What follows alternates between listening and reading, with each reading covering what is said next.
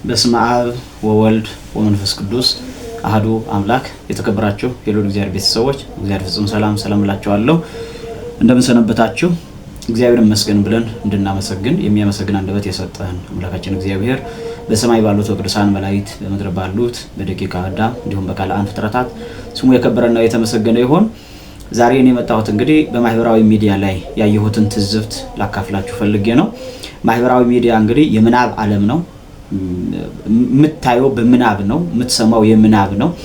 በአካል በእጅ የምዳሰሰው አይነት አይደለም ማህበራዊ ሚዲያ ላይ ያለው ሰው እና ማህበራዊ ሚዲያ ላይ ያሉትን ሰዎች ሳጠና ወደ 8 የተከፈሉ ሰዎች እንዳለው አየሁኝ። ወደ 8 የተከፈሉ 8ቱም እንግዲህ በእርግጥ በዚህ ዓለም ያሉ ናቸው፣ በገሃዱ ዓለም ያሉ ናቸው።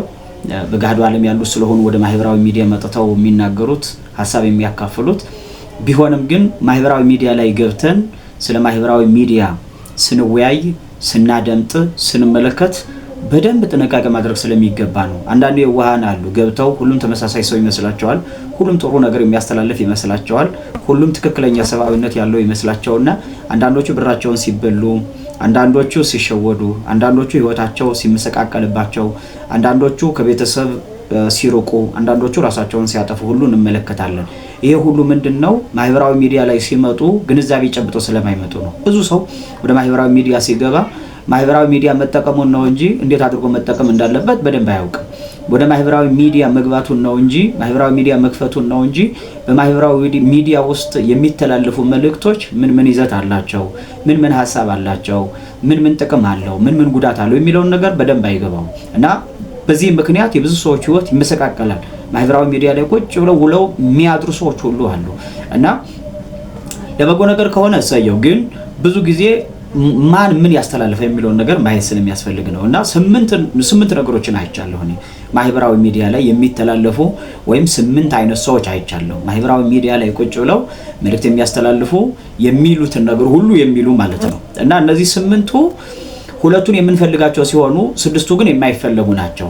ሁለቱ ማለት 7ኛ ቁጥር ላይ የምጠቅስላችሁና 8ኛ ቁጥር ላይ የምጠቅስላችሁ የሚፈልጉ የሚጠቅሙ ናቸው። ከ1 ጀምሮ እስከ 6 ያሉት ግን ልንጠነቀቅባቸው የሚገቡ ጉዳዮች ናቸው። ስለዚህ እነዚህን 8ቱን እኔ ያሰብኳቸውን እኔ ያየኋቸውን አመጣሁ እንጂ በእርግጠኝነት ሁላችሁም የታዘባችኋቸው ያያችኋቸው ትክክል አይደለም የምትሏቸው በርካታ ነገሮች ይኖራሉ። እኔ ግን ባየኋትና በታዘብኳት ነገር ሐሳቡን ላካፍላችሁ ብዬ ነው እና አንደኛዎቹ የታጠቡ የሚባሉት ናቸው። የታጠቡ አሉ፣ ሃይማኖት የላቸው፣ ሰብዕና የላቸው፣ እምነት የላቸው፣ ባህል የሚባል ነገር የላቸው፣ የሀገር ፍቅር፣ የሃይማኖት ፍቅር፣ የቤተሰብ ፍቅር፣ የሰው ክብር የሚባል ነገር የሌላቸው ሙልጭ አድርገው አይናቸውን በጨው ያጠቡ አእምሯቸውን በሳማ ያጠቡ በርካታ ሰዎች አሉ። አንደበታቸው መራራ ነው፣ ምንም ነገር የሌላቸው ማለት ነው እና ከነዚህ መጠንቀቅ ይገባል። ራሳቸውን አጥበው ራሳቸውን አጽድተው ራሳቸው ከባህልም ከእምነትም ከሀገር ፍቅርም ከሰብአዊነትም አጥበው ነፃ አድርገው ንጹህ አድርገው የሚመጡትን ሰዎች መጠንቀቅ ይገባል። ስናደምጥ ለየተን ማድመጥ ይሄ ሰው የታጠበ ነው ወይስ አይታጠበም፣ ንጹህ ነው ወይስ እንዴት ነው የሚለውን ነገር ማየት ያስፈልጋል። አንደኛው። ሁለተኛው እንግዲህ የታጠቡት አሉ፣ ከመታጠባቸው አልፈው ደግሞ የደረቁ አሉ።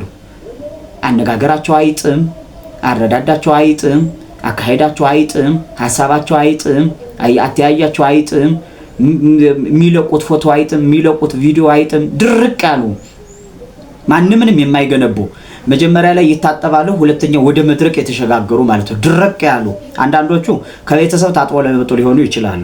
ቤተሰብ ያጥባቸዋል፣ ጎረቤት ያጥባቸዋል፣ ትምህርት ቤት ያጥባቸዋል፣ ስራ ያጥባቸዋል። ውልቅ አድርጎ አጥቦ ባዶ አድርጎ ንጹህ አድርጎ ይለቃቸዋል። ወደ ማህበራዊ ሚዲያ ሲመጡ ድርቅ ያሉ አነጋገራቸው የማይጥም ሐሳባቸው የማይጥም ማንንም የማይገዛ የማይጠቅም እንኳን ለሌላውና ለራሳቸው ሁሉ የማይጠቅም ሆኖ ይመጣሉ። ሁለተኛዎቹ የደረቁ የሚባሉት ናቸው። አደራረቁ እንደ ዛፍ ከዛፍ ጋራ ብናመሳስለው የተሻለ ነው። ፍሬ የሌላቸው እንደማለት ነው።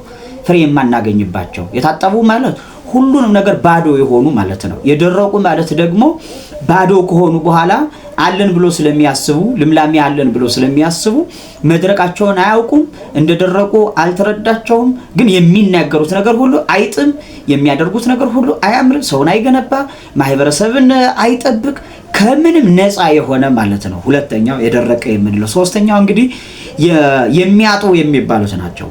ለዚህኛው ደግሞ አጣቢዎች አሉ።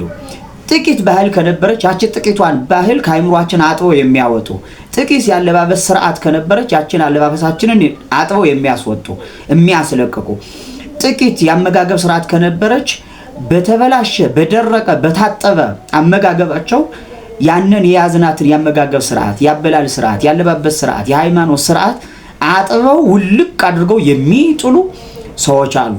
እነዚህ የሚያጡ የሚባሉ። ስለዚህ ሰው ቁጭ ብሎ በሚማርበት ሰዓት ሐሳብ ከገሌ ወስዳለሁ ሲል ከገሌ ጋር ሲላምሽ ዛሬ እስቲ የገሌን ቻናል ላዳምጥ እስቲ ከገሌ ሐሳብ ልውሰድ ብሎ በሚገባበት ጊዜ ታጥቦ ሊወጣ ነው?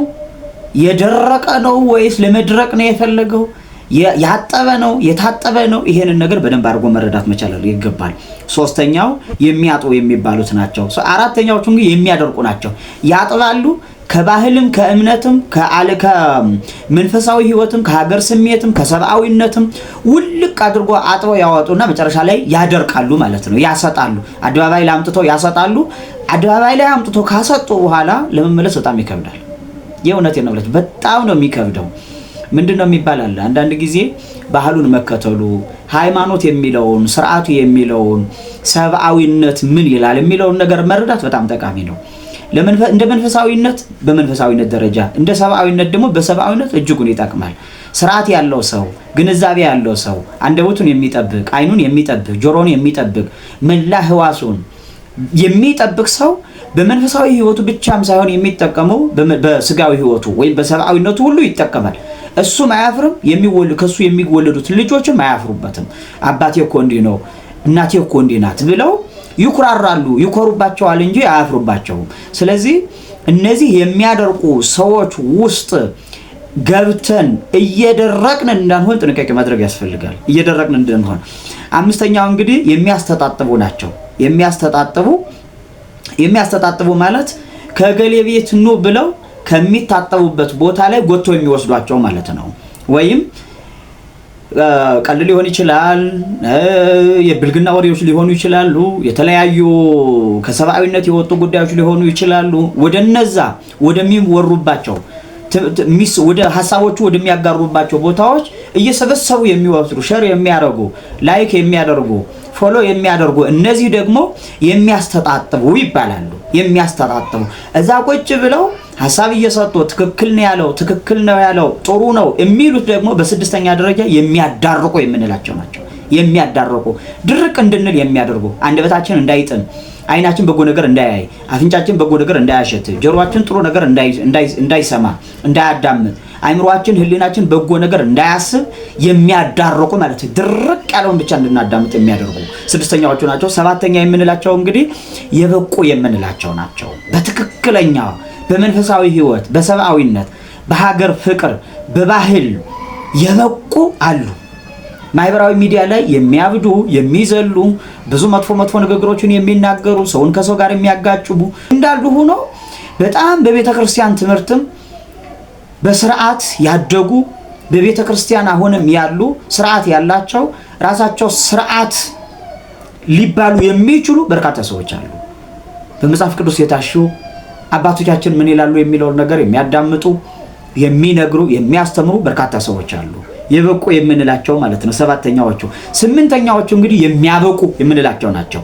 እነርሱ ከደረሱበት ማዕረግ ላይ እንድንደርስ እነርሱ የሚያውቁትን ዕውቀት እንድናውቅ እነሱ የተማሩትን ትምህርት እንድንማር እነርሱ ወደ ሄዱበት ቤተክርስቲያን እንድንሄድ ወደ ሄዱበት ገዳም እንድንሄድ እነርሱ የተቀበሉትን ስጋና ደም እንድንቀበል የሚያደርጉ እነሱ በሚኖሩባት መንፈሳዊ ህይወት እንድንኖር የሚያደርጉ የሚያበቁ በርካታ ሰዎች አሉ። ራሳቸው በቅተዋል፣ ግን የሚያበቁ ራሳቸው መብቃት ብቻም አይደለም ሌላውን ሰው እንዲበቃ የሚያደርጉ ምእመናን ወደ ቤተክርስቲያን እንዲመጡ የሚያደርጉ ምእመናን ፍቅረ እግዚአብሔር እንዲያድርባቸው የሚያደርጉ ስጋውን ደግሞ እንዲቀበሉ የሚያደርጉ በእግዚአብሔር ቤት እንዲኖሩ የሚያደርጉ የሚያበቁ በርካታ ሰዎች አሉ። እህቶችም አሉ፣ ወንድሞችም አሉ፣ ትልልቅ መምህራንም አሉ። ማህበራዊ ሚዲያ ላይ ብዙ ጊዜ ሰው አሁን ማህበራዊ ሚዲያ ላይ ገብቶ ተጠቅሞ አይቶ የማያውቅ ሰው ከሆነ ልክ መጥፎ ሰው ያረባ ሰው ብቻ ያለበት ሊመስለው ይችላል። ግን ገብተን ካየነው በጣም ትልልቅ ሊቃውንት አሉ፣ ትልልቅ አባቶች አሉ። በጣም ጥንቃቄ ማድረግ ያስፈልጋል። ከዚህ ማህበራዊ ሚዲያ ላይ የምትጠቀሙ በማህበራዊ ሚዲያ የምትመላለሱ እህቶችና ወንድሞች ወደ ማህበራዊ ሚዲያ ገብታችሁ ቪዲዮ ስታዩ ድምጽ ስታዳምጡ ትምህርቶቹንም የተለያዩ መልእክቶችንም ስትሰሙ ከነዚህ የትኛው ነው እኔ ያዳመጥኩ ያለሁት የሚለው ነገር ማየት ያስፈልጋል በደንብ አድርጋችሁ ማለት ነውና እቺን መልእክት ለነግራችሁ ብዬ ነው ትዝብቴን ላካፍላችሁ ስለፈለኩ ነውና በእውነት እግዚአብሔር አምላክ የበቁት አብቅተውን እነርሱ በሄዱባት መንገድ በአባቶቻችን በእናቶቻችን መንገድ ሄደን ቅዱስ መጽሐፍ የሚለውን ነገር ሰምተን ማህበራዊ ሚዲያን ለበጎ ነገር ተጠቅመን ቀድሰናው ወደ እግዚአብሔር እንድንመለስ የአምላክ ቅዱስ ፈቃዱ ይሁንልን አሜን።